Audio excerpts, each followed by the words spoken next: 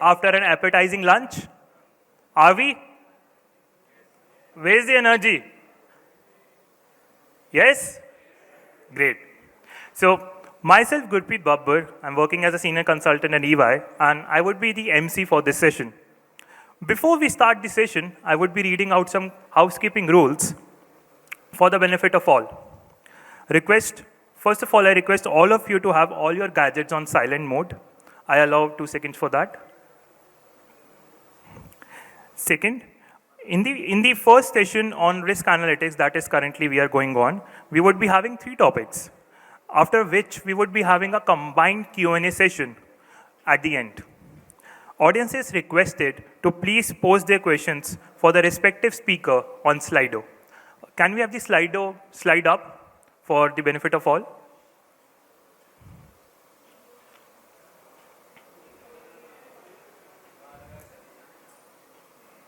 So I allow everyone 10 seconds to please scan the QR code and log into Slido. And I request everyone to actively participate in asking questions. Okay. Each segment which we are having in this session would go on for 25 minutes. Speakers would be indicated by the time left on the screen and also by a show of cards. So there would be a green card that would be displayed at 20 minutes, yellow at 23, and red at 25. I request all the speakers to please adhere to the timelines for the benefit of all. Now, I would like to invite our session chair, Mr. Juan Oyarbide, Actuary, Head of Pricing Solutions at Addactis, Brussels, Belgium, on the dais. Now, I would like to invite all the speakers on stage. Request the speakers to please proceed to the dais as I call out their names. Sinjini Sengupta, founder, Lighthouse Conversation, India. Joanne Buckle, principal and consulting actuary, Milliman, London, UK. Safder Jaffer, managing director and principal, Milliman, Dubai, UAE. Sumit Ramani, actuary and co-founder, Protect Me Well, India. Thank you, everyone. Before inviting our chairperson, Mr. Juan, on stage, I would read a few lines from his introduction. Mr. Juan is an actuary, head of pricing solutions at Addactis, Brussels, Belgium. He has done his MSc in actuarial science with specialization in Bayesian risk modeling, accredited by the Institute and Faculties of Actuaries, UK. He has 7 years of experience in non-life insurance, particularly on reserving and rate making. He is leading pricing solutions implementations in both personal and communication lines worldwide. He is the designer of Addactis pricing game held multiple times in Spain, China, and Saudi Arabia. I request Mr. Juan to please address the audience by setting the context for this session.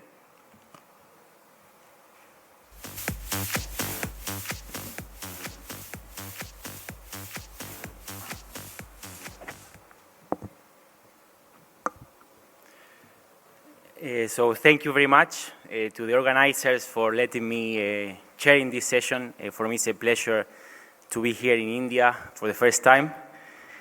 For me, it was surprising when I saw the topics that we have in the session.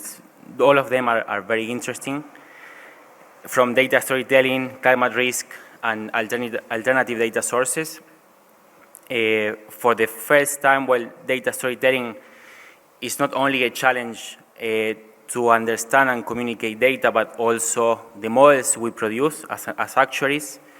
And I think we have a big challenge also to communicate about uncertainty. I think uncertainty is a big concept that we always use, and to communicate to non-technical people has been always a challenge for us.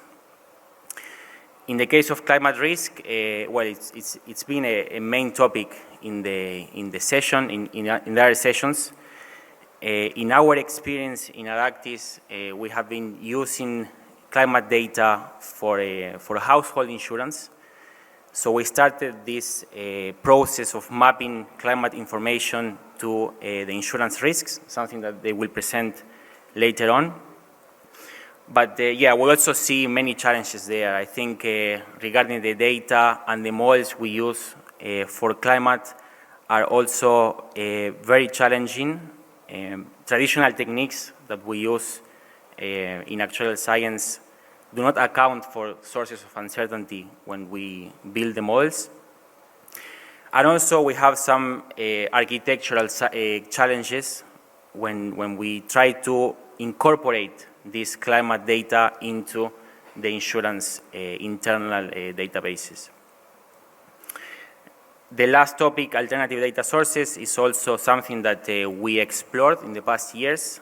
There are several data brokers nowadays that they produce information about the insurance customers, and we try to use this information either for pricing, underwriting, or even for capital modeling.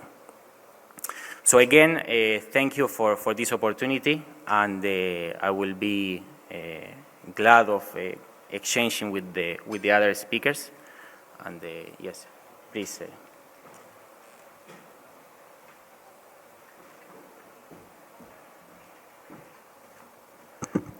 Thank you, Mr. Juan, for setting the context for this session and letting our audience know what to expect in the upcoming session. So, our first speaker for this session is Sinjini Sengupta, founder, Lighthouse Conversation. Sinjini Sengupta is an alumnus of ISI and an associate actuary before she reinvented herself as a storyteller. She is the founder of Lighthouse, where she serves her mission to bring hearts at work with the process of business storytelling. Some of her regular clients are JP Morgan, Chase, Accenture, BNY Mellon, Z Entertainments, and ICICI Prudential. I personally have known Sinjini for many years through an organization called Toastmasters. And you may call it destiny or what, but I was also the MC at her book launch.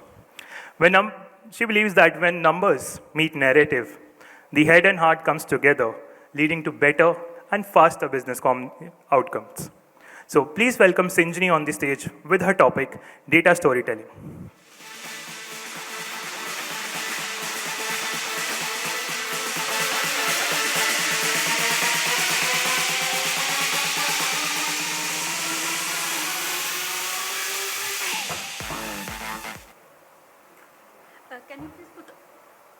Can you please put on the slides?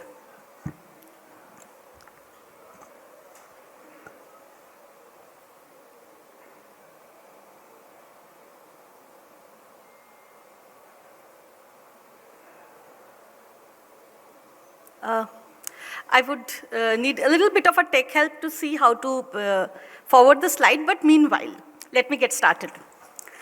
So perhaps like many of you, I too was born up on a pretty standard diet, right? A pretty diet. First, Cerelac, next, Horlicks, and then the third one, the Great Indian Myth. Now, the Great Indian Myth says that only if you study hard, the rest of your life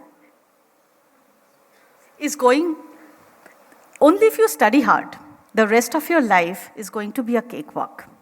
Have any of you heard that? Only if you study hard, the rest of your life is going to be a cakewalk, huh? So, of course, I was born stupid, so I fell for that, studied hard, and went to ISI. And as the dear MC introduced me, then continued to work and become an actuary, and thereafter did a few things when life happened. But let me take you to one of those earlier days. When we just entered ISI, we were all handed, you all know, right, the Indian Statistical Institute, so that's the mecca of numbers.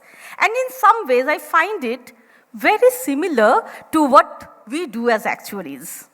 Eat, drink, and go to sleep with numbers.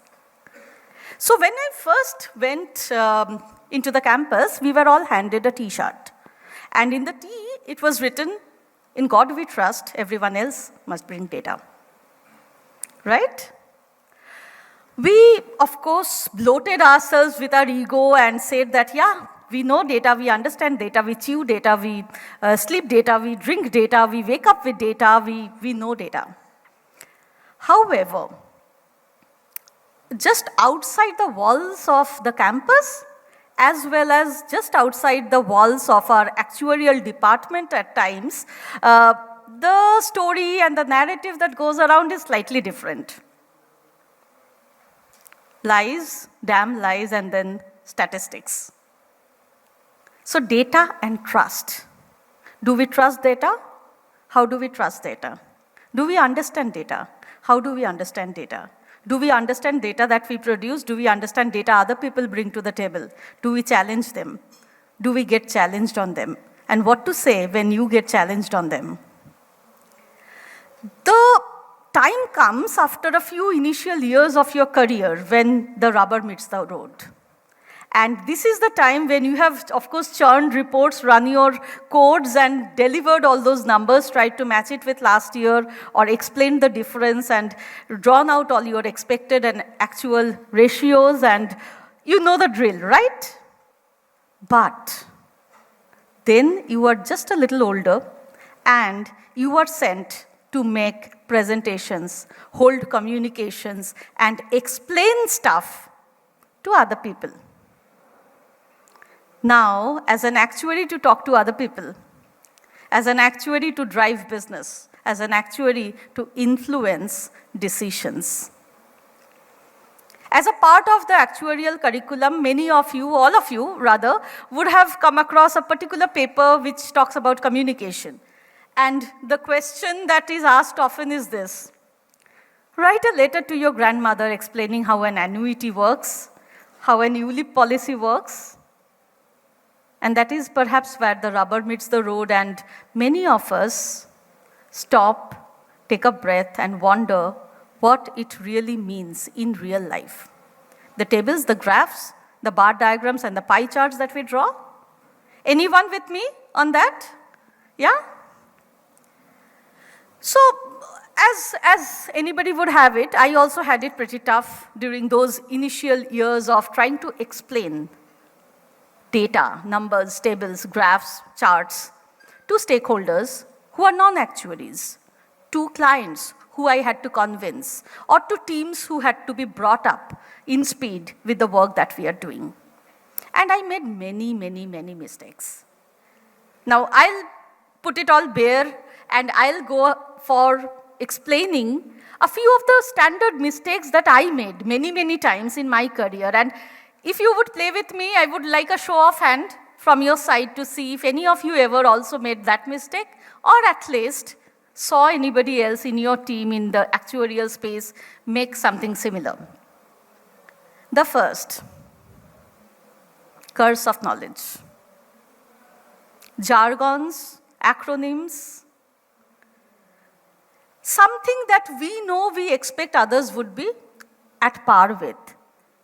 And when we make presentations, when we talk to people, when we explain something, we start where we are, instead of meeting them where they are. So if as an actuary I'm talking to claims, if as an actuary I'm talking to sales or customer service, or on certain days, on certain specific terms, maybe you meet a policyholder who is actually holding a policy from your insurance company outside in a social setting, and it's like, oh wow, you are from this company, I have a policy from that company. I've just brought a product from that company. Are we able to talk and hold and understand and listen and feel the implication of our work, the way our work translates into their life, the way they make decisions based on the data we give them? Any of you who have ever faced this problem, the curse of knowledge? Too much? Yeah? Thank you for being honest. And this is perhaps where what misses is a little bit of empathy. It is not that we are bad people, not at all. What I mean by this is really to understand where they are and to meet them there. For example, if I am proposing a new product, and that has some implications for, of course, marketing, sales, underwriting, claims, and every other department. While I propose, while I describe, while I take the questions and answer them and explain and defend myself, Have I already put myself in the shoes of the stakeholders on whom the decision depends? It's plain business. It's not being a better human being, though it's always nice to be a better human being, but this is plain business. Empathy means to be able to see it from their point of view. Like, just imagine this. So we are 4 friends, we are just walking down a lane on a Sunday morning, taking a quick morning walk, and we all gather around a place, and there's this nice house, and we are all scattered all around the house. And so I look at this house and I say, wow, what a lovely, airy, spacious house with large balconies and nice gardens. Spick and span, this must be such a beautiful house. But then my friend comes around from the corner and says, where are you seeing beauty in this? Oh my God, this is a dump yard. But the only thing is that she was perhaps looking at the house from another facade. So like that, our business problems, the solutions, the presentations, the communication, the proposals, they all have multiple angles. They are like prisms. And at times, it becomes crucial to step out of our own shoes, to put ourselves into somebody else's shoes, and to develop that empathy. The third one, I have done that many, many, many times. Whenever you see a blank slide, put it full of either numbers or text or bullet points or colored or some kind of a thing, because blank white space is scary, right? And when we put whole tables on the slide, what happens is that when I put it here, people would be looking maybe at the left corner, but I am busy explaining the right lower half. So, are we being discerning? Do we know where we want them to look to be able to drive the message I'm trying to make? Am I starting with the end in mind? And do they see what I see? Do they feel what I feel? Do I have the right labels? Do I have the right intonations? Do I have the right takeaways? Or are they looking London and me talking Tokyo? The fourth mistake, of course, I make is too much information. Perhaps at times to make a quick decision, they didn't need to know all of that. Anyone here who have ever, yeah? Thank you for being honest. A few people, yeah? So too much information, like put the entire table. If we have, stayed up night and stayed back in office for so long and worked so hard, show them how hard we worked. Show them how many lines of code we had written, right? But of course, we all know, as we grow older, we know this more. It is not about how hard you worked. It is about what it means for the business and what do they need to know to be able to do what you want them to do. The golden rule of negotiation, make them feel like it was their idea to begin with. How do you co-create the solution? How do you show just as much? How do you develop intrigue? And how do you make them feel like this is the problem I want to solve today and this is the solution I have co-created? And of course, the last but not the least.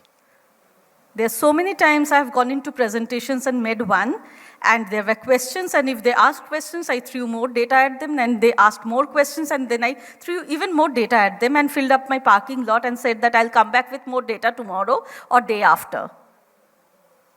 Don't do that. Start with the end in mind.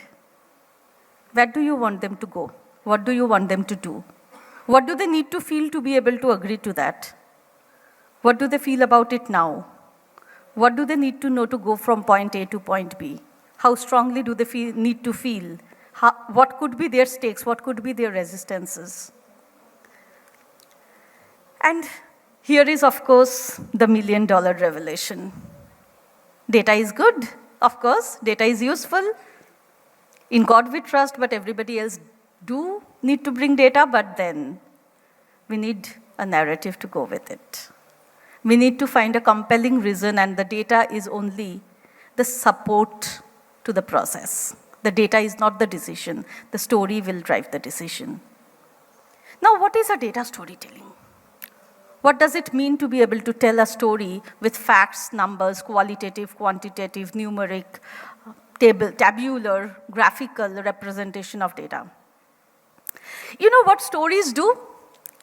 So I feel that, somewhere inside each one of us, and each one of you in the audience, and each one, whoever is on the stage, and all of us, there is a part in us who is a little child, and whenever that little child hears, let me tell you a story, it puts aside its cynical mind, it crosses its legs, and it comes forward and listens to the story and wants to be a part of it.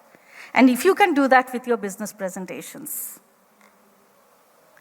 Numbers have emotions. How can you extract them?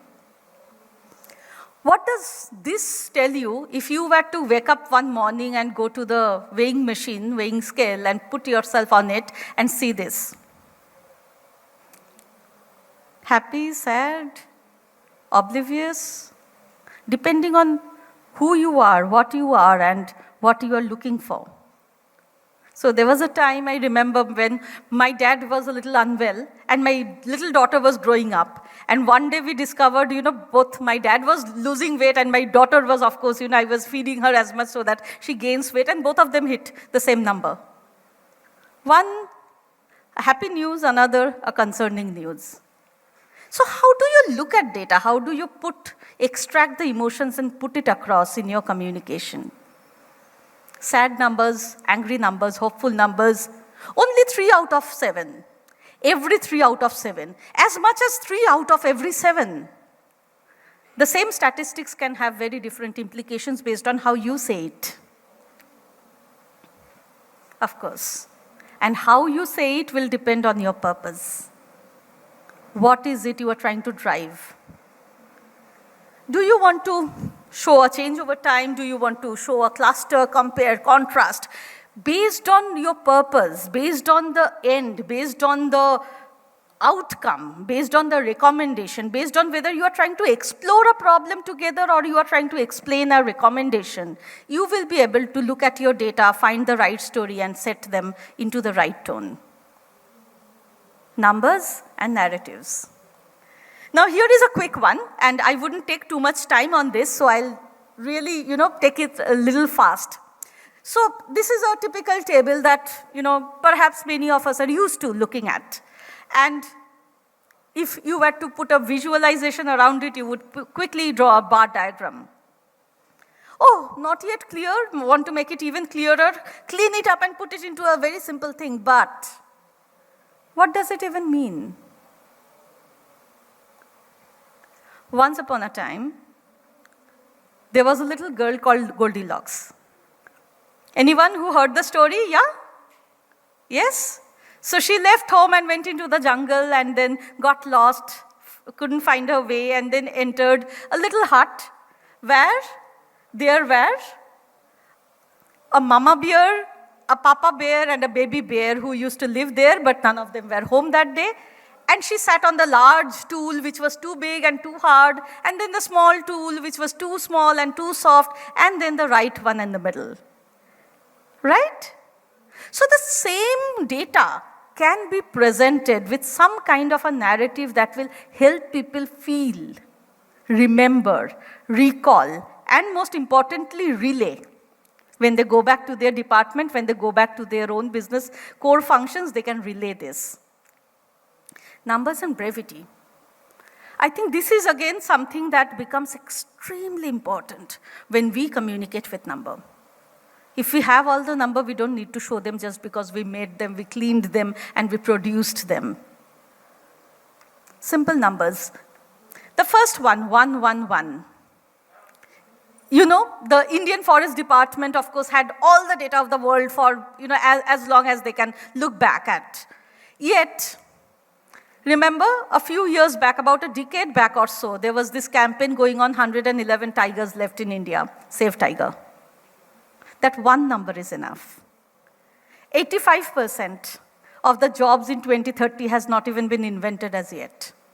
What are we skilling up for? 257 years to pay parity for women at workplace. This is a report as per 2020, so of course we have passed 3 years. Good news, bad news, we still have 254 years to go. 20% is all you would remember of this presentation. 80%, of course, will go out as soon as I have left the dais.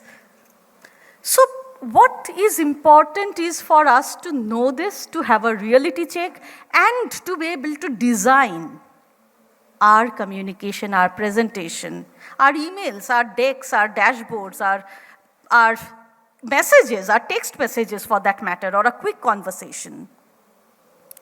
How much of it is written? At times when we have just finished the job, we quickly put up a PowerPoint and we put everything on there, whatever we can copy. But no, remember, there's only a part of it that is going to be written.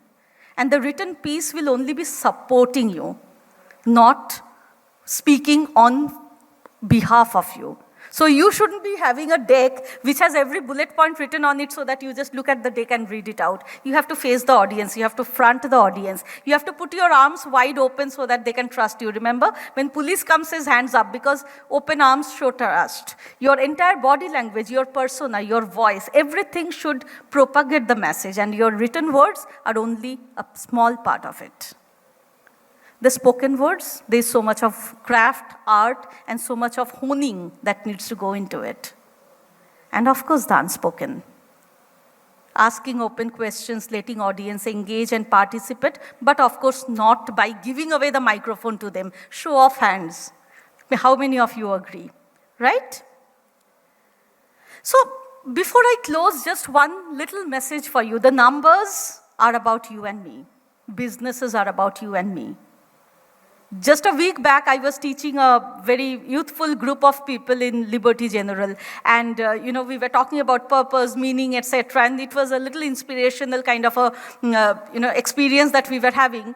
And at one point, one of the little girls, she raised her hand and she said, "Ma'am, I work in the claims department. I love my job, but I don't have a purpose as such." I said, "What do you do at claims?" Can you imagine what happens when you approve a claim and somebody gets that money in their hand? You are touching lives. So numbers are about us, business is about us. And the moment we remember this, the moment we recall this on a day of drudgery, I think it can really help us become better communicators and better feelers. We can understand the numbers. Behind them, there are humans, there are real facts, there are real incidents. And being in insurance, many of us, we are changing the destiny of so many families every day. We better remember that. The intensity. Set up the intensity first. Again, very recently I was teaching a course in data storytelling, and one of the groups, they created a project. I wanted all of them to come up and demonstrate some of the presentations. So one of them chose the business case as creating a new product for the Indian farmers. And there they put up one wrinkled face. This is the farmer's wife. This is the third generation. She tills the land, she does this, she does that. What happens if? And then he goes on to say, this is the intense story, but she is not the only one. There are 35,000 such farmers who are deprived of this kind of facilities. Can we touch them? And this is the impact we will make to our company, to the country, and to the lives of these people. So essentially, these are human stories, and it is very imperative on us to be able to understand and bring out the real emotions behind the numbers. We have come a long way as humans. We have moved, of course, from a time when our great-grandfathers and our great-grandmothers used to live in the caves, and they would be hunting and gathering. Then came an age when people were tilling lands. They realized that with the iron they could really grow their own food. And then, of course, the industry came and people were working next to the factory machines. And the factory owners would have to decide, whether to buy one machine to replace 100 humans, and more often than not men, because, it was about muscle power. But then came the knowledge age. We learned how to write codes. From very underprivileged or unprivileged backgrounds as well, one smart kid could crack an Ivy League and rewrite their destiny and hold good colleges, hold good jobs. But think of now, the largest companies in the world, the Google, the Microsoft, the Facebook, Meta, they're all born out of garages, not out of multi-storied buildings. They're all born out of one single idea. And from there, their stories have taken on. Did they speak data to move people? No. They spoke about stories, they spoke about emotions, and that changed our behavior. Storytelling, that was once a matter of, fire circles, when people used to live in the cave and they would come around fire and they would exchange and they would create communities with their narratives. From there to now, we wake up in the morning and we swipe open our phone and Instagram story, Facebook story, Twitter story, you name it. So somewhere there is a reason, a merit, how and why we can use this to enhance the work we do every day, the meaning it has for us and for the customers, the stakeholders, the manager, the team, and everybody around us. And when we remember that purpose, maybe when we swipe the lanyard on Monday morning, it will become a tad more interesting. I want to remind you that, the times are changing, the paradigms are shifting. Clearly, in front of our eyes, everything is shifting, right? From employment to the way we look at work to so many things, to our lived experience. These times are transitional. In the past, it was about the muscles, who could work harder, who had more strength physically.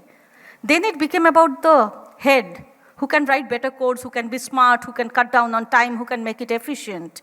Six Sigma and, repeating the same process more quickly. But now, technology has come to a space where practically many things that we used to do as humans are being done by technology, and the only way left to be human is to be human. So our work and how we talk about numbers need to be humanized. And that is perhaps something that will give us more meaning to go to work and give more meaning to the people who we are touching and changing and transforming every day. We human beings are like chemicals. When two people come together, they can really react and respond and transform for life. And that is perhaps something we are also doing with our numbers, with our exchanges, with our communication every day. So a little about the work I do. I have been an actuary for a very long time, 12 years. And after that, I reinvented myself when I realized that there's more to me and there's more to the numbers and the work that I do already. So I went out, and it feels like a hero's journey of some sorts, because I went out, I rediscovered myself, I understood the art and craft of spoken and written storytelling. And then I realized that the work that I used to do, if only I knew this before, I could have done it better. It would be so much more interesting. It would have been so much more impactful, efficient. And so I'm back to teach the same art, the same craft to each one of you who are doing the same thing, which is to work with numbers, but essentially to work with lives and people. So thank you so much. That's me. And very happy to connect with any of you on LinkedIn, and I hope that you tell a lot of data stories and make more meaning of your work and life and people you touch. Thank you.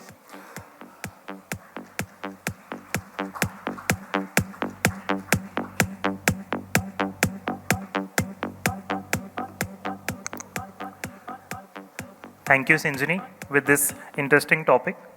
I think the earlier code that was used for actuaries of making actuaries who make financial sense to the future. Now it would be actuaries who make financial sense of future and communicate it well to cause a greater impact. So with that, let's proceed with the next segment of our session. So next I would like to briefly read out the introduction of our next speakers. First we have Joanne Buckle, Principal and Consulting Actuary, Milliman, London, UK. Joanne joined Milliman in 2001 in the New York City office and now leads the Health Actuarial Consulting team in Milliman, London. Also we have with us her Safder Jaffer. Safder Jaffer is the Managing Director and Principal of Milliman, Dubai, UAE office, serving the MENA region. He is also the Principal in charge of the GI services of Milliman, Gurgaon, India. So please welcome Joanne and Safder with their topic, Climate Risks and Overseas Regulations.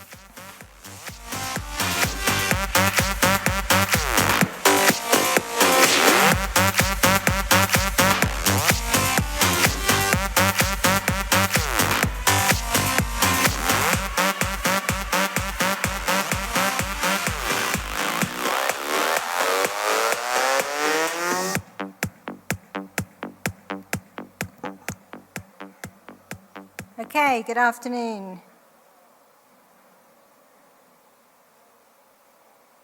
All right. I was slightly distracted in the previous session by mentally running through whether I'd made all of the mistakes that the previous speaker had talked about in my presentation, or only some of the mistakes. So hopefully you won't be distracted by my quite busy slides. I also realize you can't actually see the time when you're up here, so if you're quite small, you have to kind of keep going in and out. It's flashing times up at me, by the way. So Safder and I are going to talk today about approaches of overseas regulators and lessons for the industry around climate change. I'm going to speak a little bit about the European experience. Safder's then going to cover the Middle East experience. I do have quite a lot of slides. I'm not going to go through them in a huge amount of detail, but I wanted you to have them because you'll be able to see the slides afterwards. So I wanted you to have that level of detail, but I'm not going to talk to every slide. So I'm going to cover things today in 4 main brackets because this is the way that things were set out by the UK regulator. They talked about frameworks for risk management or risk identification and regulatory expectations around that. Secondly, they talked a lot about scenario analysis. I'm going to cover a little bit around that. Thirdly, around governance and board and actuarial responsibilities. And fourthly, about reporting and disclosure of climate-related risks. And then we're going to talk a bit about next steps for regulators and insurers. So some of the challenges for traditional risk management frameworks around climate change arise from some of the very specific characteristics of climate-related risks.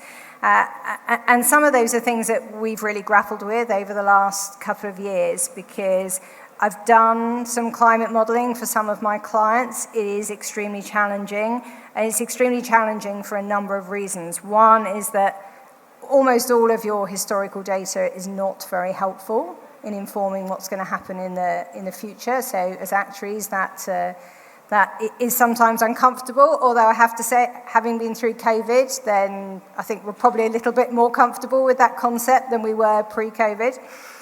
Secondly, is just the extreme high level of uncertainty. Thirdly, is that it is a very emerging risk, and best practice is equally emerging. So it's very difficult to point to examples of good practice in this area. And fourthly, time horizons really matter. And I'm a health insurance actuary. I'm a general insurance actuary by background. I get very uncomfortable with time horizons that are more than about 5 years out. I'm not a life actuary person. I don't have a life or a pensions mindset. But some of these risks are short-term in nature, and some of them are extremely long-term in nature. And when things are that long-term in nature, you're not only trying to grapple with the traditional things that you're modeling, but also you're trying to grapple very much with what the different reactions and policy responses are going to be to climate change, and that's quite challenging because that can change the whole landscape. So if I talk a little bit about frameworks, so as I said, the PRA in the UK set out some key areas when thinking about a framework for analysing climate change risks, and I talked a little bit about those already, so governance, risk management, scenario analysis and disclosures. The PRA sent one of their dreaded Dear CEO letters in 2020 and 2021, basically saying that the insurance companies should have fully embedded their approaches to climate change by the end of 2021. So 15 months ago, should be fully embedded. And they didn't say a huge amount about what that meant, but worth bearing that in mind. The second example I wanted to put up here is the Bank of Ireland, the Irish regulator, also sent a letter to CEOs saying firms need to understand the impact of climate change on risk profiles and enhance their risk management frameworks. They should begin by identifying their most material exposures and developing metrics and key risk indicators, and then their control function should assess the effectiveness of climate risk management, including alignment with the board's climate risk strategy. Climate risk strategy. Now, most boards funnily enough, did not have a climate risk strategy at this point. So this is very high expectations, and what the message that I'm trying to get across here is that the expectations around climate change for insurance companies in Europe are very, very high. The standards are very high in terms of what the regulator is expecting firms to do. And while nobody is arguing that this isn't an important topic, it's certainly been the case for some of my clients that actually a lot of short-term day-to-day activity has almost been overshadowed or pushed out by the need to meet regulatory expectations on climate change. So UK insurers have tried hard to embed climate risk into their full risk management cycle, so most of them have worked extremely hard to do the identification, the measurement, the management, the monitoring, and the reporting.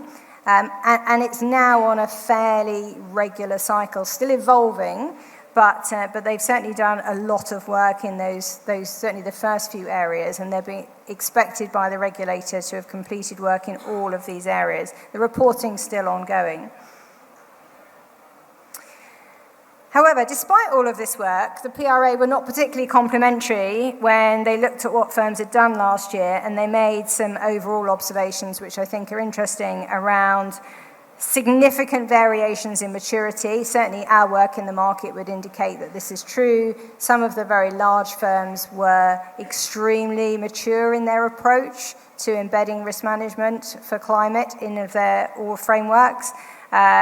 Some of them, understandably, some of the smaller firms were much less mature. Some of my clients, particularly the smaller clients, were still scratching their head saying, we don't think we have any climate risks, but how can we convince the regulator that that's not the case? And quite frankly, when they put that point of view to the regulator said, we don't believe you, you're just not looking hard enough. And so that's what I mean about a lot of activity has been spent running around looking for things to satisfy the regulator, rather than necessarily focusing on some of the more business critical issues for those particular clients. So the PRA said there was a lack of embedding into risk management frameworks. A lot of clients really struggled with this idea of should they set up a whole separate risk management function around climate, or should they try and weave it through all of their existing risk management frameworks. That was a sort of key design decision that they had to make quite early, and a lot of them did struggle with that. Lack of embedding in committee structures. In essence, all of your risk management committees, underwriting committees, reserving committees are all expected to have climate on the agenda and to be talking about it on a quarterly basis to understand how those risks have changed. They commented there was some good practice around quantitatively factoring climate risk into risk appetite statements and doing monitoring and capital allocation, but there were significant shortcomings in some of those frameworks and risk appetites, and particularly shortcomings in some of the underwriting practices and thinking about things like counterparty exposures.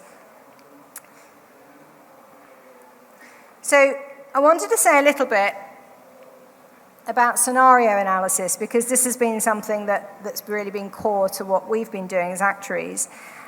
European regulators have been very keen on scenario analysis, and several of the different European regulators actually have put out scenarios saying this is the different scenarios we're thinking about from a macroeconomic and a climate perspective over the next 30 to 50 years. I'll repeat that, 30 to 50 years.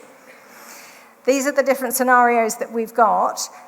We would like you, the insurance company, to take those scenarios and turn them into something that's meaningful for your specific business. Now, those scenarios are quite vague in some ways. So they're scenarios around what's the average temperature of the world going to be in 30 to 40 years? Is it going to warm by 1.5%, 2.5%? What does that mean for rainfall? What does that mean for heat wave propensity? What does that mean for flood risks? And you as an insurance company are trying to take that relatively vague scenario and model the physical risks associated with it that are specific to your portfolio, and also the transition and asset risks that are associated with that. And so companies have had to invest a lot of time and effort into thinking about how do those broad scenarios relate to their particular circumstance. And I think they can be a very useful tool to help think about analysing the impact of transitions and different transition strategies, and thinking about company strategy. But you've got to remember that most companies, certainly in the general insurance side and in health insurance where I work, most companies are thinking about their strategy on a 3 to 5 year time horizon. They're not thinking about their strategy on a 30-year time horizon. And therefore, it's quite difficult for them to get their heads around this particular exercise. And in effect, a lot of my clients had to take their existing ORSA scenarios and the ORSA timeframes and then build something very specific for climate change that was on a completely different time horizon with a completely different set of inputs and outputs. In the UK, we had the CBES exercise, which some of you would have heard about, which was the biennial climate exploratory scenarios. In France, they had a similar exercise, and these were really looking at modelling those effects over a really long time horizon with very large numbers of interconnected risk drivers. Now, one of the difficulties that we had with the exercise is that every company was in effect using the base scenarios that were put out by the regulator, but then using a different set of tools internally to then translate those into the effects for their local portfolio. They had a lot of problems with calibrating those scenarios, as you can imagine, and trying to, in addition, capture the transition risk associated with those scenarios. And if you look at the CBES scenarios, it's a useful exercise to go through, to look at the PRA website and download the CBES scenarios. They look like they're actually relatively detailed, but once you start getting into what that actually means for the specificities of your portfolio, you realize there's an enormous gap between the generic scenarios that are put out and the inputs that you need for your own modelling exercise. So that was quite a challenge. The PRA issued some takeaways for non-participant firms, so only the larger companies participated in this exercise. It took many of them many months and a lot of manpower, but they issued some takeaways for the non-participant firms, and they effectively said you need to assess the impact of climate-related risks on existing key risks to generate meaningful scenarios. So think about what's driving your business at the moment, and then overlay climate on top of that. Seems reasonable advice. There was an emphasis on how you might have to change your business model in future in order to manage as climate risks emerge. So you're not just thinking obviously about claims, but you're also thinking about top-line impacts and how your consumer demand might change in a very different macroeconomic profile. An emphasis on counterparty risks was helpful, and an emphasis on exploring the management actions. But again, if you think about that and you think about how people are doing their ORSA scenarios, they're again thinking about management actions over a 3 to 5 year time horizon. It's very difficult to get your CEO and your management team to think about what would I do if this started emerging in 20 or 25 years' time? It's like, that's way beyond the time horizon of most management teams. Typically, actuaries in many companies have greater longevity than a lot of the rest of the senior management team. So actuaries are sometimes sitting there thinking, well, I can think about a 30-year time horizon, but then you have to convince the rest of the management team that they need to think about that as well. Another thing that the regulators did, so there has to be an ORSA opinion on climate change scenarios, and so this requires insurers to integrate climate change risks into their system of governance, and EIOPA, the European group of regulators, will start to monitor the application of that opinion next year, I think. A little bit about scenario analysis in other parts of the world. So we haven't seen any regulators in the Middle East, North Africa region mandate scenario analysis in the same way that it's been done in Europe, although we did note that the Egypt Financial Authority introduced a couple of decrees requiring financial companies to report on climate-related risks. But regulators in other countries are encouraging it, but not mandating it at the moment. So they're not requesting that you send in the results of those in the same way that they have in the UK, but they are encouraging people to start thinking about it. To our knowledge, very few insurance companies in that region have actually undertaken any of this scenario analysis at the moment. But they're going to face the same challenges that we've faced in Europe, which is lack of data, lack of know-how, inability to even know where to begin, I think, in some cases. I'm just going to say a few words about governance. So, again, the PRA, the UK regulators, been very, very specific around this. They're expecting to see consistent and active disclosures at a board level. I sit on a couple of boards for my clients, and it is a topic that comes up every quarter. It has to be on every board agenda. We have to talk about it. Sometimes we don't have a lot to talk about, but we have to show that we've talked about it. There has to be somebody on the board that's got responsibility for climate change risk management, so there has to be some clear roles and responsibilities for boards and subcommittees, and they have to demonstrate an understanding of the risks. And some of this is quite challenging, so trying to actually get your head around some of the climate science and some of the very, very, very technical nature of a lot of the analysis that is being put out there is actually quite difficult for a lot of board members. So they're having to go far beyond their comfort level and delve into the climate science in a way that they probably don't really want to, but they're having to really think about some of the scenarios that they've got and try and work out how plausible those scenarios are, and that is quite challenging. So firms need to demonstrate clear ownership by the board. They have to oversee climate-related risk proactively through the business strategy and the risk appetite, and they need to show that they're promoting a culture that places an emphasis on climate and broader ESG issues consistent with the financial sector's role in supporting the transition.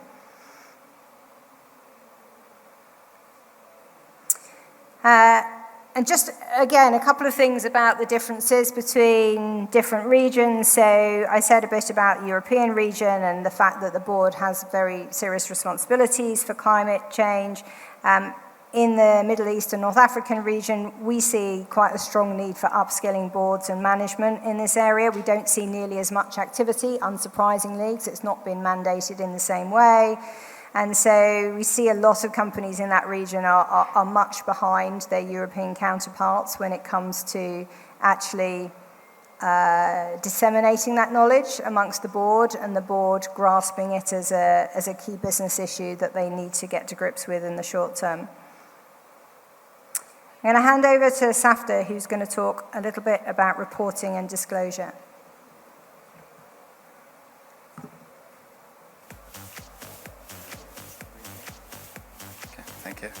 Thank you, Joanne. I think Joanne has covered quite a bit, and I only have 7 minutes, so I'll try and squeeze stuff.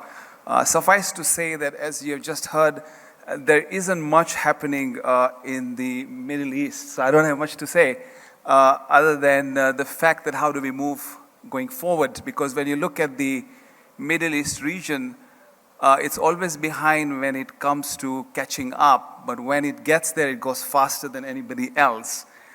We have seen that with the actuarial regulation. We have seen that with IFRS 17, where we are far ahead of the game relative to others. And when it comes to climate risks, I'm pretty confident that that is where the trend will be. So very, very quickly, in terms of where we are right now, I think Joanne has spoken adequately about what's happening in the UK, with the regulator being very upbeat and proactive in setting the standards where you need to manage those risks, and the material risks and the principal risk and uncertainty are embedded within the Pillar 3 of the solvency regime. And likewise, when it comes to the capital adequacy and running for scenarios, and embedding that, whilst there is no explicit regulation to that effect, you have the task force financial disclosures to climate change, which are the global standards set up after the Paris Climate Conference. that are integrated or encouraged by the regulator. As far as the Middle East is concerned, as you can see, there is not much there, but there are global standards that will be aspired towards. So that takes me to the next slide, really, which summarizes what's happening out there at a macro level. And you'll be able to see on this slide that various countries are at different stages of evolution. There is quite a lot going on. Although the Middle East potentially is a culprit with oil out there, with a lot of emission, more than the global average, they are all ambitious that by 2050 and 2060 it will be a net zero target. And guess what? They will try to make it happen. How they are going to make it happen, I don't know, but there are many, many initiatives out there.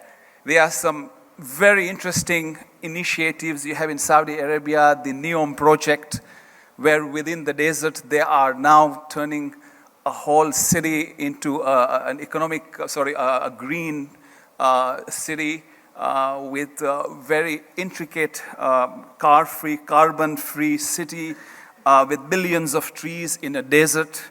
And they have extremely ambitious targets, and it is part of the vision that you see in the climatic strategy of 2030. And likewise, you look at UAE, Qatar, they all have various climate objectives and strategies that have been put in place at a macro level. But whether that is translating to something on the ground is much to be seen going forward.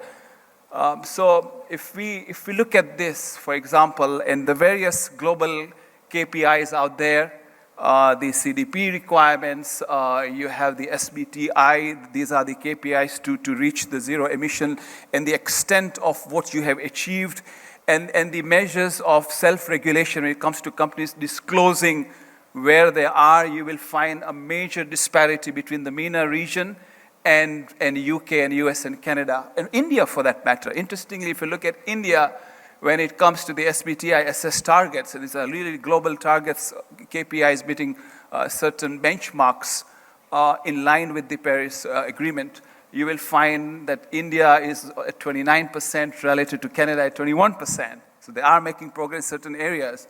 How you look at the MENA region, we are at 2%. And when you look at the CDP disclosures, 7%. And I won't go through what these disclosures mean. I have made some notes, but you can search them on Google and you will understand better what these measures are. But you can see that the MENA region is far behind. But having said that, as I mentioned to you earlier, you will find that the regulators are going to catch up, and they've already started making that noise. In fact, this November, there is this continuation of the 28th conference from where Paris initiated the whole global agreement, and the progress that has been made in different industries, including banking and insurance, that will be evaluated, and this is going to happen in Dubai in November. So what are the next steps for the regulators and insurers? I think Joanne has already spoken about a number of these initiatives that are taking place, particularly when it comes to the Europe and UK in particular. I won't talk about the SMF. I think you discussed that. The CBES standards, these are again standards where you need to run certain scenarios and sensitivities in terms of projecting, embedding within your risk models the impact of climate change. And again, there's a very detailed paper that has been presented. You also find within the PRA readings that how do you create that exploratory scenarios, whether you are getting to your target of 2050 of zero emissions, or whether you're going beyond your target, or you're underperforming, and the impact of that within your business. And how do you assess all these different permutations and combinations? And this is where the regulators are moving towards. And you will be seeing a lot of that in the months and years to come. Obviously, the CEO letter that went out, and the ambitious targets for governance. This is so. And now we are moving more towards the task force financial disclosure, capital requirements and recommendations. So this is really the journey as we move towards 2025 and how you will see regulation evolving. I'm not very sure about IRDA here, but I'm sure there will be something, and you'll have to watch the space, which would be imminent. And I would expect the same in the MENA region. But I think one thing that comes out, and I know my time is almost up, is our responsibility as actuaries. What do we do as actuaries in the absence of explicit and clear insurance regulation with respect to climate change? This is where we need to play a major role, as we have always done, as we evolve through these challenges. So the impact, obviously, as far as MENA region is concerned, and there are a number of actuaries who work in the MENA region one way or the other, either from India or in the region. The emission, really, you can see the global warming is twice the global average, literally at 4 degrees warmer by 2050. That is the concern if nothing is done. So a lot needs to be done. What can we do as actuaries? Of course, when it comes to the traditional, coming up with premiums, reserves, we need to be cognizant that we need to factor climate change and the risks, and we have seen so many events that are unfolding in the region over the last few months and years. When it comes to designing products, again, we need to be cognizant of certain products that will encourage us managing those risks and being part of that process of controlling those risks going forward. So, we are talking of, obviously, besides the products that we see right now, the micro life products out there, the health lifestyle products, which is all part of the corporate social responsibility. We are talking of certain specific green products, the property and casualty, for example, the encouraging green commercial property insurance, and how do you incentivize people towards that. When it comes to motor and auto insurance, for that matter, the pay-as-you-go policy, which would again help in the reduction of the emissions out there, alternative fuel premium discounts that can be embedded in new product pricing, hybrid vehicles, so on and so forth, and this will become very topical as we move on, and the cognizance of our responsibility within our industries. I think that's pretty much it. I think the time is up, and I didn't want to exceed that time. And as I mentioned earlier, I think we have pretty much covered this slide. The COP28, the conference that I mentioned earlier, will be taking place in Dubai in November. And I know for a fact that the insurance industry, in one way or the other, has been invited to provide its contribution. And we will be relying on what's happened in UK to add to that discussion, besides the other points that have been mentioned today. So I think, thank you very much.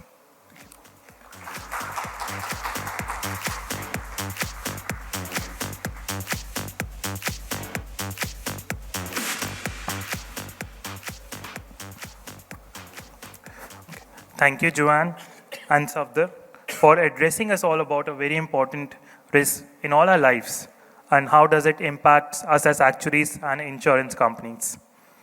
So our next speaker for this session is Sumit Ramani. He's the actuary. He is actuary and co-founder of Protect Me Well. Sumit Ramani is a qualified actuary with 15 years of experience, being consulting Insurtechs across the globe, across life, health, and general insurance businesses, and co-founded Insurtech. So please welcome Sumit Ramani on stage with his topic, Alternate Data Sources in Insurtech.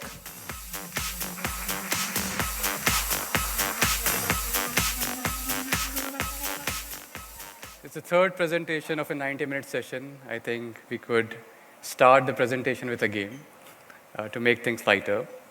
How many of you have played this game called Two Truths and a Lie? Is that a familiar game? Very few of them, right? So let me explain. In this game, one of the players would make 3 statements. 2 of them would be true, and third would be a lie. Everyone else who is playing will have to identify or at least make a guess which one is a lie. Simple game, works? Does that work? Yeah, okay. So I'll make 3 statements. The first one is, I know of an actuary who doesn't prefer doing business with clients that are based north of Maharashtra. He just doesn't feel comfortable doing business with them. I know that's the most politically incorrect statement to make given where I'm standing, but this is on the lighter note. An actuary who doesn't want to do business with clients based north of Maharashtra. The second statement is, I know of an actuary who has many residential properties, but he rents out it to only those who have credit score more than 700, and the maximum is, of course, 800. The third statement is, I know of an actuary who in conferences like these, instead of asking names, asks for email ID. So he gets both, right? The email ID and the name together. Now, according to you, how many of you actually feel that the first statement is a lie? Make a guess. I mean, there's no harm. Some of you, okay, about 5%. The second, how many of you feel the second one is a lie? Okay. And the third one? Okay. Do you want to know the answer? Yeah. But I'm not going to tell you because that's not the point, right? The point is, actuaries are already using alternative data in other walks of their life. Then why they can't use alternative data in insurance? And if they are already using it, what are the challenges? And if there are challenges, are there any solutions to it? So my presentation today, which is going to last for another 20 minutes, is going to be on just that. Alternative data sources, how they are used in insurance, and challenges around it, and potential solution to them. So now that we have the context, but not the mic. Okay. So now that we have the context, let's dive into the agenda. Let me first also clarify that what I'm going to speak now is based on the work done by a working party, which is a joint working party between Institute of Actuaries of India and India Insurtech Association. This is based on the initial work that some of us are working on, which is alternative data source, and basically creating a framework around it. We'll talk about more in detail in the following slides. Then we'll ask the very important question is, what does an alternative data source mean, right? If the entire presentation is based on it, so we first need to know what does it mean. Then we'll go on and ask the very important question is, why do we even need to we need to use alternative data source? Why we are already doing is not something good enough. And we'll talk about, okay, if alternative data sources already exist, are there any use cases around it? Have people started using it already in insurance companies or otherwise? And then if there are use cases, and if alternative data sources are so interesting, why they haven't picked up? There must be some challenges around it. And if there are challenges, can there be a solution, which is really the framework about? So does that sound like a good storyline for next 20 minutes now? Okay. So we'll start with, we'll first give you the background on the working party. The working party is the first joint working party with representation from Institute of Actuaries of India and India Insurtech Association.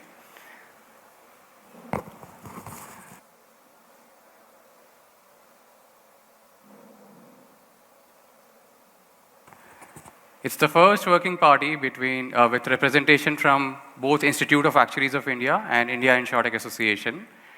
For those who do not know India Insurtech Association, India Insurtech Association is a non-profit organization trying to create an ecosystem for insurtechs in India. It already has about 200 odd members with representations from startup insurance companies, reinsurance companies, consulting companies, and they typically help insurtechs to eventually collaborate with insurance companies at some point in time. I mean, the ecosystem basically helps that. And this is the first of many working parties, as I would like to believe, wherein Institute of Actuaries of India has clearly sent out a message that they're open to the idea of collaborating with industry bodies and bringing the thought leadership of actuaries to the fore. So I wish to congratulate both IAI and III on that front. So Now we have some bit of background. Let's dive into the terms of references, which would drive what the working party would eventually come up with. The idea is to identify alternative data sources, create a repository of it, and then also create a framework to evaluate an alternative data source. Because let's say if you come up with a new alternative data source, how do you start evaluating it, whether it is fit for your purpose or not? A framework like that would help. Publish this updated repository on a regular basis. So we now have a feel for the working party, the terms of reference. So who are actually working on it? Some of the faces, I guess, are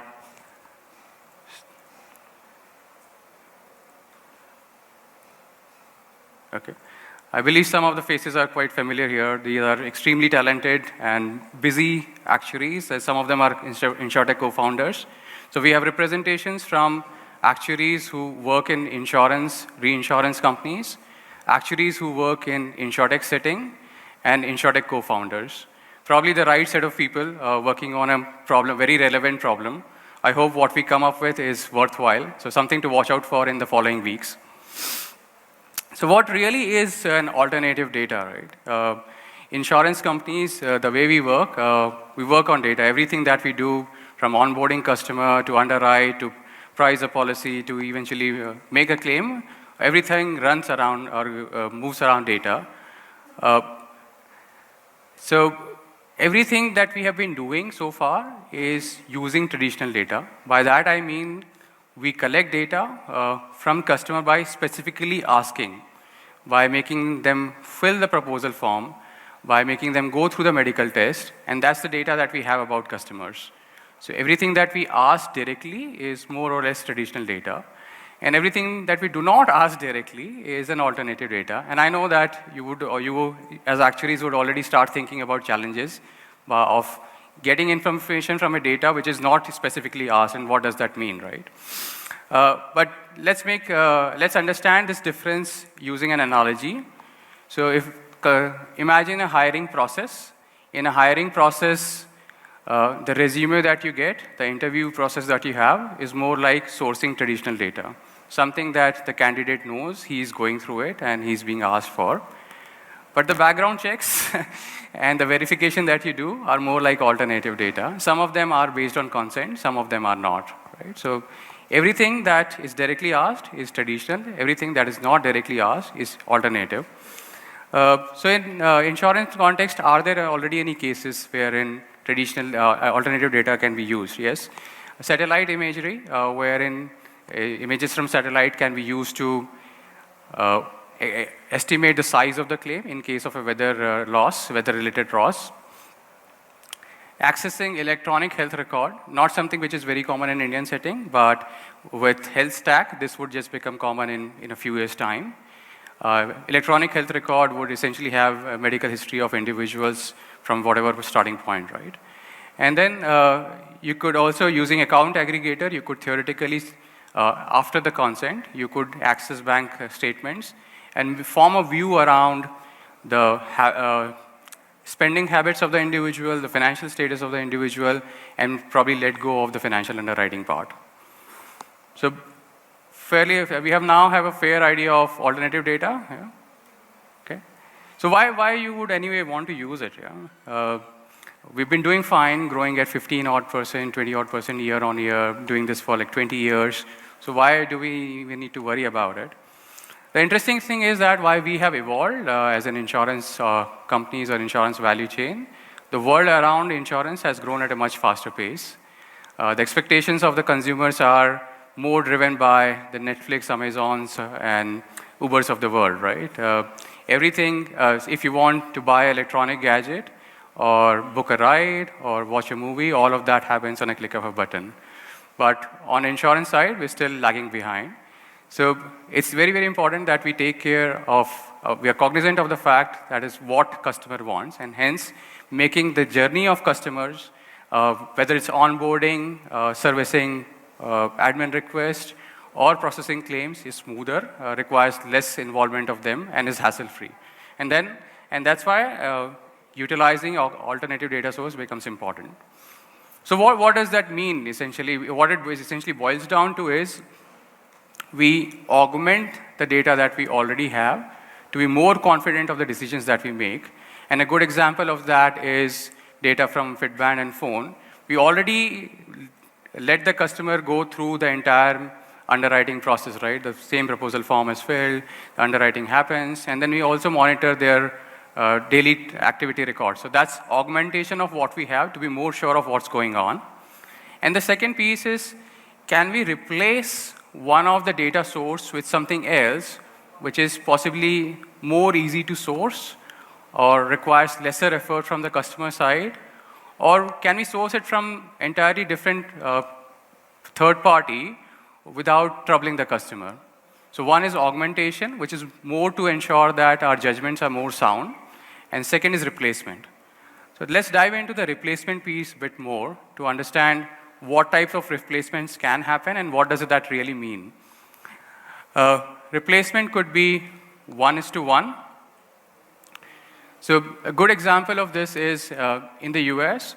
Now, most insurers do not let their do not require ECG resting as a procedure during the underwriting. The idea of ECG procedure is to basically gauge the heart-related risk factors, right? Over a period of time, they discovered that there's a test called NT-BNP or something of that sort, but the idea is that it's a blood test, and it has similar predictive power as ECG procedure. So over a period of time, they just replace it because anyway, the end customer is going through the blood test. So why not do an additional test? The sample is already with us and form a view around their heart conditions, right? And the reason why it's really worked is, one, the end customer doesn't really know that he or she has a heart condition. So there is very limited chances that the end customer would anti-select against you. And if he or she has a condition, his electronic health records would show it, right? So you'll eventually figure out. And hence, over a period of time, it's now played out well, and ECG test has not really done. So that's a good example of how do you replace one data point with another while still making life of customers easier. But then we might be tempted and say, okay, why not I replace n data points with just one of them, right? Essentially using a proxy which is a reasonable indicator of what I'm trying to replace. And let's talk about the bad example in that case. So, or not so good example, if I could put it that way. So a BMI is a reasonable indicator of the fitness of an individual. And there are studies which tell that if the BMI is more than 30 and the person is not very active, the chances of cardiovascular risk is very high. While there is a strong correlation, but there are also individuals with BMIs less than 30 active and still having the similar challenges, right? So replacing BMI with questions pertaining to cardiovascular risk is not a great idea. While, of course, there could be examples wherein one question could replace many others. But the idea was to talk about both a good example and a not so good example in this setting. So we now have a feel for what alternative data sources are, why they should be used. Let's understand this slightly better by looking into some of the examples. So in this case, one of the organizations, there is already a technology that does a voice recognition, tries to evaluate your voice and make a judgment around how damaged the vocal cords are to be able to form a view on whether this person is a smoker or not. But we are not getting into whether this is right, not ethical or not. We'll get into that in a bit, right?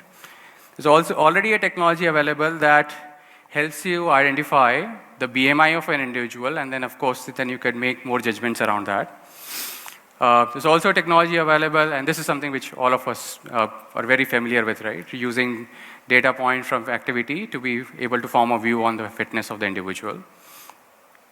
And satellite imaging that we discussed could be a good way of estimating the size of claims in case of weather-related damage.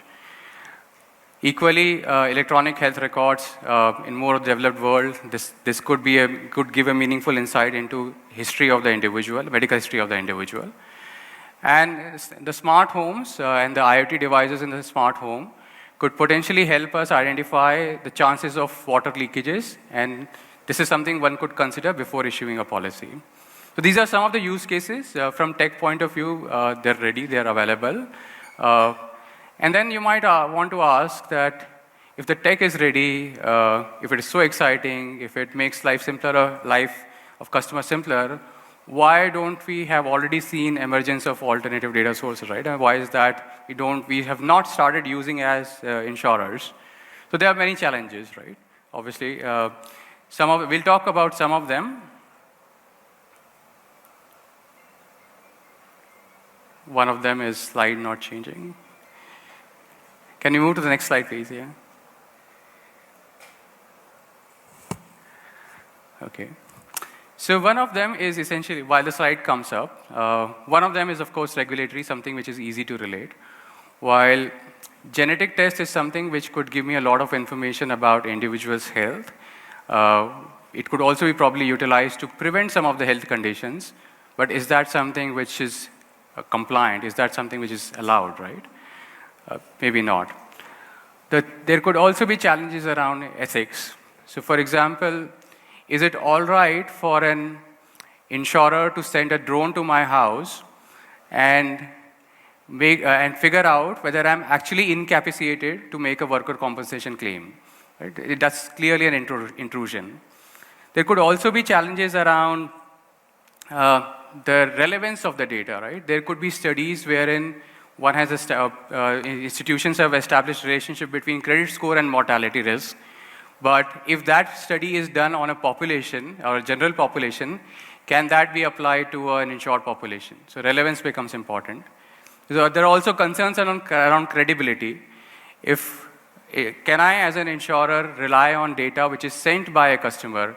If I'm saying that, okay, what you eat is an important factor of what your health is, but that information is something that I get from you. So is that something that I can rely on? There are challenges around credibility as well. And we continue to have challenges with the slide. So now we have a good feel of what challenges an alternative data source could have, right? Then the question is, can there be a solution to it? And this is exactly what the working party is working on. What we have done so far is we have imagined or identified 10 parameters, and each of those 10 parameters have several questions around them to be able to make a judgment around how good a data source is based on that parameter. So for example, some of the parameters are context, the confidence on the data, whether there are any ethical concerns, regulatory challenges, cost-related challenges as well, right? So first talk about the context. So in case of, all of us are probably familiar with the fact that in a proposal form, insurers typically tend to ask, do share your history of your parents in terms of their medical history, right? What are the challenges or medical conditions they went through? The question then becomes while it is relevant, is it also relevant for someone who is already 60? Anything that the genes were supposed to do would have done by that, right? So the context then becomes very, very important. The second factor is cost. While there could be technologies that could help you fill the entire proposal form without even asking any question from the end customer, you could have access to multiple data sources. But if it costs, let's say, $100 to sell a policy which would bring in premium of only $50, is that something worth? So cost becomes an important factor. The ethical reasons we talked about, and some of these parameters, out of 10 of them, some of them are more graded. So you could have a low, medium, high kind of severity. And some of them are essentially binary. So if there are challenges on the ethical side, the framework would essentially say it's not a good idea to use this alternative data source, right? But for others, it would give a score, and based on your risk appetite, your business needs, for the purpose that you're using, you could basically choose to use an alternative data source. We talked about some of those. So now you have some feel for the framework. Let's dive slightly deeper. So if you want to think about the framework in a simplistic fashion, think of 10 parameters that we saw in the previous slides. And each of them have about, let's say, 5 or 6 questions. For each of the 5 or 6 questions, there are guidelines as to what would qualify for a low score, what would qualify for a medium score, what will qualify for a high score. So essentially what it becomes is a 60-70 questions of checklist. For each of them, there is either a binary answer, one or no. More on the binary applies to generally parameters which are more regulatory or ethical related in nature. For rest of them, it's severity based, whether it's low, medium, high. And eventually what you get is a score. And then it's up to you to decide if you get a score, if out of 70 questions, assuming 50 of them were severity based, you got 30 lows, right? Or 40 lows or 10 lows. What does that mean? Do you want to use it or not go ahead with? At least you have a very good view of what does the data look like on a various parameters.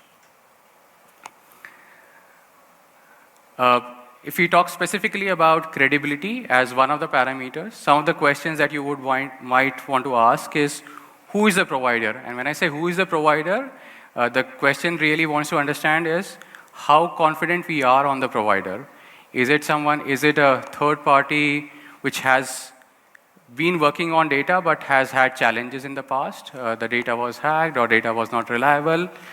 Is the body that is something reliable? Is this data coming from the end customer? So that's one question. If we only talk about credibility as a parameter, that's one of the questions that we want to understand. The second is, what is the method of collecting data and if there are any calibrations applied to it? So data that is collected, is that in the raw form or is this further calibrated? So understanding what we're dealing with becomes very important from a credibility point of view. The third part is recency. While something could have been done 10 years ago and it was very good then, but is it still relevant now, right, 10 years hence? And the last part is, of course, the presence of bias. So if a study or if a data was collected for a general population, does that make sense for insured population? So this essentially is how we are approaching the problem. And at the end of it, you would have a framework with 60, 70 odd questions. And it becomes very easy for an insurer to evaluate a new data source and then decide whether they want to use it or not. The intention is that this is over to obviously be made available to the industry, and this becomes a default now for anyone to evaluate an alternative data source, apply it for their purpose, and eventually make lives of customers a lot more easy. So before I sign off, a quick recap of what we discussed. Alternative data source is essentially a way to shorten the distance between policyholder, underwriter, insurer, and a reinsurer. It's emerging, and anything that is emerging has challenges. And the intention is that it is used by the entire industry, and when industry applies their own experience on top of it, the life of the customer becomes a lot more simple. That's all I had. If this interests you, please reach out to me or Benita, who is also part of the working party helping us run this.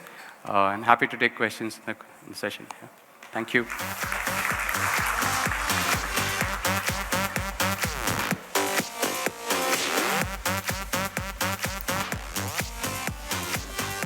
Thank you, Sumit. It was very lovely to hear from you. And it tells us about how exciting times are going to be for actuaries and the opportunities that are opening up, and to contribute to and make an impact from the traditional areas that we have been working as an actuaries. Now I request if we can put up the questions that we have collected on Slido, and if any one of you is left, please reach out, please put your questions on Slido so that we can ask from the panelists. And I request Mr. Juan to please lead this session.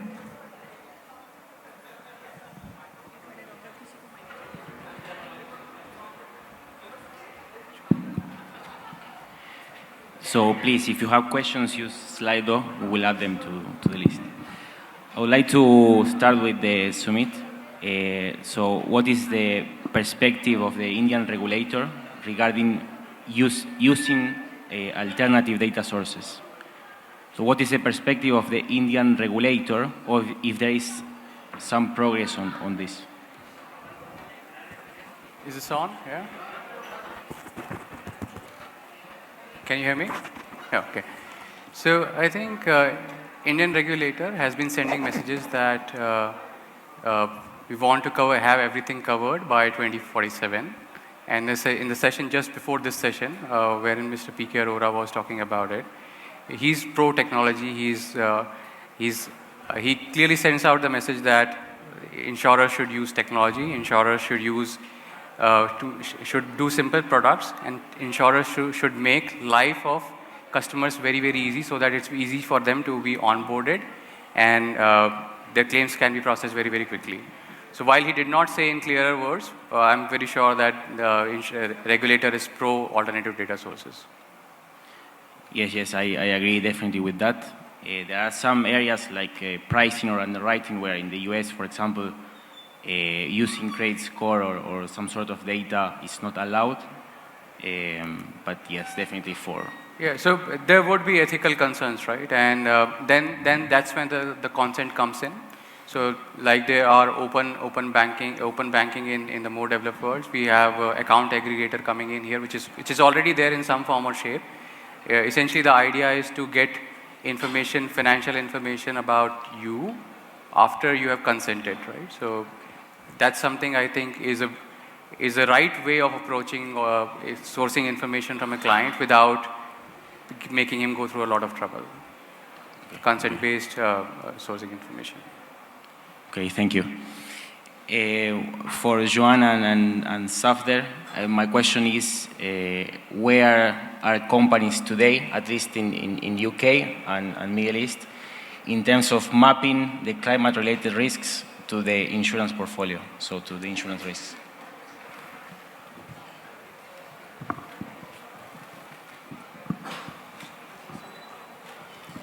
Is it on? Yes. I think they're at really different stages. So some of the larger insurance companies have done very, very, very detailed work, whereas some of them have only looked at it at a very high level. I think part of the difficulty is obviously if you're a general insurance company, you're trying to predict what your portfolio is going to look like in 10 or 20 or 30 years' time, which could be completely different to today. But certainly some of the clients I've worked with have made quite a lot of progress in looking at very geographically specific risks, and certainly from a health insurance perspective, very socio-demographic specific risks. So understanding the chronic disease profile of their population and therefore understanding how they're specifically likely to be impacted by things like more heat waves, more frequent heat waves, more severe heat waves. So some of them have made quite a lot of progress in very specific level of modeling. As far as the Middle East is concerned, everything seems to be driven by the regulators. If the regulator doesn't push, nobody does nothing. However, having said that, multinationals, companies with parent bodies abroad and having the broader ORSA for the group, they have been striving to do that. And even certain local companies that have very strong ERM framework in place, they have been carrying out various scenarios and even quantifying the risks. But by and large, nothing at the moment. People are too busy with IFRS 17 and the capital frameworks and Solvency II, and they just don't have time for it. But it's a serious matter that the regulators, I'm pretty confident, are going to talk about it after November this year. Thank you very much. And yeah, one question for Sinjini. So what does a data storytelling program looks like? Right, what does a data storytelling program looks like? So, we have all been trained in data. We went to college and we, of course, studied actuarial science with so many study materials. We know how to think about data. We know how to look at data, drive insights, organize, visualize, and find a solution to a given problem. What data storytelling program looks like is to really put that in a way with design thinking at its core. What it means is the business context, the business problem, the data insight, the data solution, the business solution. So far for the discovery of the solution. Now it goes to design, starting with the end in mind, understanding the audience, knowing where they stand, what are their stakes, what are their possible resistance, what is stopping them from adopting what we are suggesting. Is the purpose exploratory when people are in the room and we are supposed to co-create the solution? Or is it explanatory that I have brought in a recommendation, please adopt that and do what I'm asking you to do? So that's the design.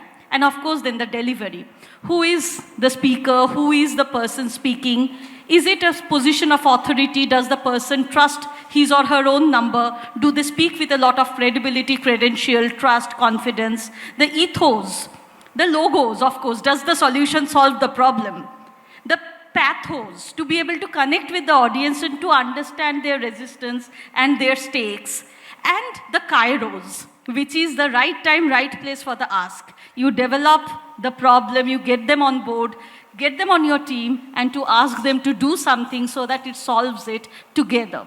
So that entire discovery, design, and delivery is the storytelling of data, which is a program, and I feel that that really is the missing piece of the jigsaw. We have all learned how to think and learn and do work, but when it comes to communicating, I feel that is the missing piece that can really put us as actuaries as more efficient and more smart and more heartful professionals.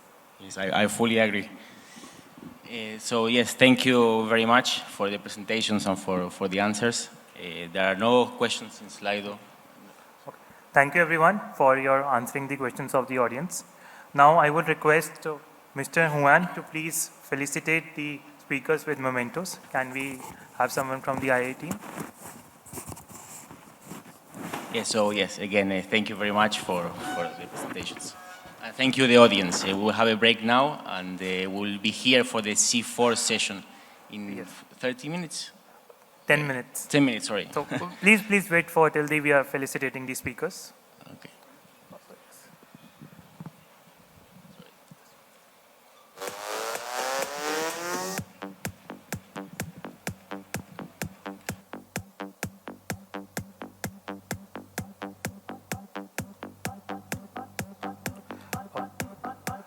Mr. Juan, please, can you have, and please felicitate Sinjini Sengupta.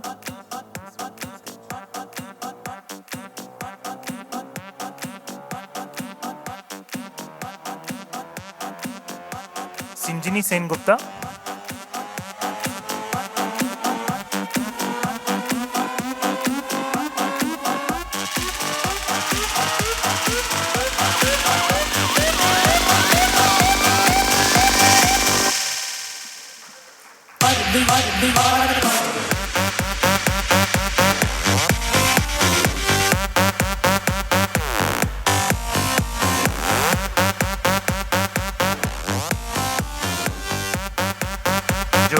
Joanne Buckle and Safder Jaffer.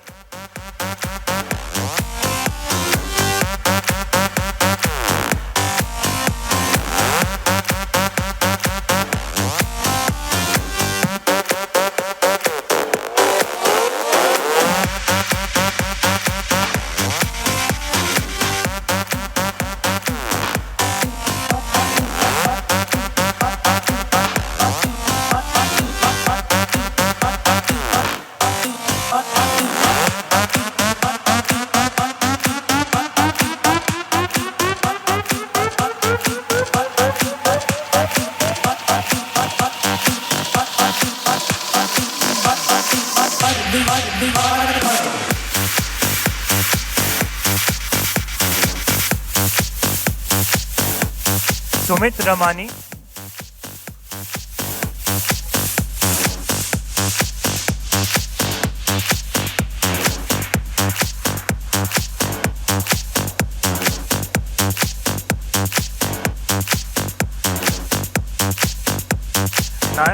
I would like to request Dr. K. Sriram to please come on stage and felicitate Mr. Juan, the chairperson of this session.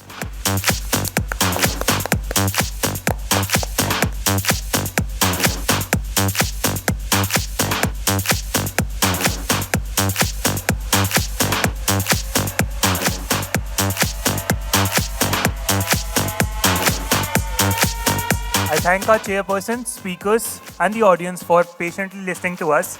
Please be back in 10 minutes after having good coffee and tea. Thank you all.